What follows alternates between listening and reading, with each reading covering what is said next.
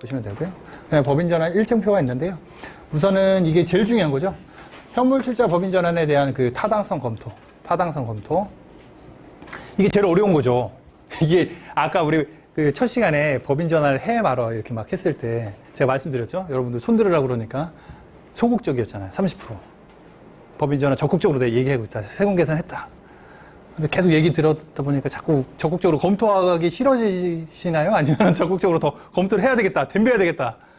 이제 선택이 아니라 필수의 시대로 가고 있다는 거죠. 적정성 검토. 그 세무사님도 의뢰를 주시고, 뭐 컨설팅 하시는 분도 의뢰를 주셔요. 그러면은 이게 가능하냐? 그리고 세금은 얼마냐? 그전에는 제가 이제 안 바쁠 때는 다 이제 응대를 했어요. 근데 이거 검토 자체가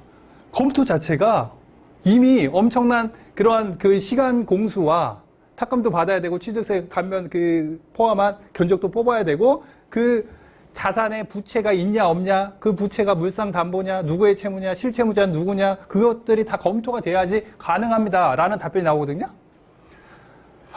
이거는 이제 검토해달라고 하면 난 200만 원 받아요. 되냐 안 되냐 물어보면은 엊그저께도 세무사님이 찾아오셔서 조사 2구 이렇게 명함에 이렇게 60 한 넘으신 그 분이 오셨어. 그래갖고 조사 2구 소득세 거 아니에요? 어쨌든 저는 많이 했기 때문에 그분이 오신 거예요. 네이버 검색했더니 제가 제일 유명한 걸로 나와갖고 오셨대. 되냐 안 되냐 물어봤는데요.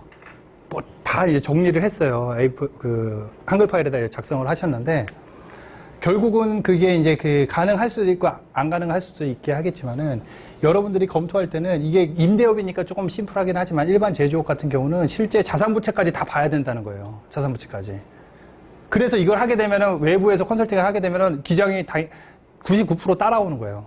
자산부채부터 봐야 되니까. 그리고 법인 운영 어차피 넘어가면서 법인에 대한 오퍼레이팅까지 고려를 한다고 하게 되면. 저는 어떻게 말씀드리냐면 법인 전환하는 게 일이 아니라 거기는 이제 시작하는 거예요. 그리고 법인 왜 했어요? 이제 그 소득이 많기 때문에, 세금이 많기 때문에. 그리고 그 소득과 자산을 절세하고 그 다음에 앞으로 계속 유지 발전시켜갖고 나중에 가압승계까지 생각을 하는 거기 때문에 그 오퍼레이팅에 대한 것까지도 잘 가이드를 해야 되기 때문에 기장은 넘어올 수밖에 없는 거예요.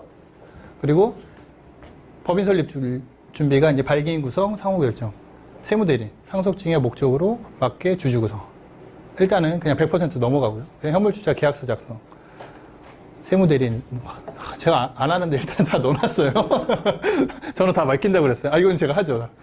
그리고 발기인, 이거 법무사랑 하고, 법무사, 이거 중요한 내용은 제가 하죠. 계약서 작성. 그리고 자산평가액에 대한 감정평가. 감정평가를 할 때도 그 사장님은 요거만 출자를 하고 싶은 거예요. 처음에는 10개의 필지를 이만큼 샀는데 사업용으로 쓴다는 거는 8개의 필지야. 근데 나는 5개만 출자를 하고 싶어.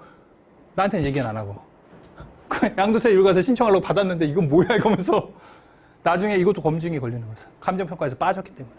순자산가액을 출자 안 했잖아요. 사업용으로 쓰고 있는데 위성사진 찍었는데 축사가 걸려 있는데 빠졌잖아요. 순자산가액 빠졌다. 양도세 추징, 취득세 추징. 감정평가는 그냥 탁감 받으면 되는 거 아니에요? 라고 생각했죠. 그렇다는 거죠. 그 다음에 개인사업자 결산. 아까 말씀드렸죠. 부채 비율을 400% 무조건 맞춰야 돼요. 밑으로. 그리고 회계감사 보고서, 감사 보고서는 의견을 주는 거예요. 적정하냐, 의견이 뭐 한정이냐, 뭐 의견 거절이냐. 하지만 우리는 자산부채가 있냐, 없냐. 채권, 채무 뭐 조회를 할 수도 있긴 하겠지만 자산부채에 대해서 실사 보고를 한다고 그래요. 실제 자산이 맞고 실제 부채가 맞다. 그게 이게 부실하다고 하면 나중에 법원에 보정명령이 떨어질 수가 있고 이와 관련된 증빙, 계좌 내역 다 달라고 그래요.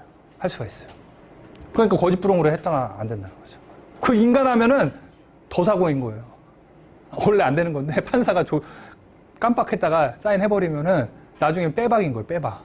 판사가 걸러준 게 다행인 거예요. 어떤 느낌인지 아세요?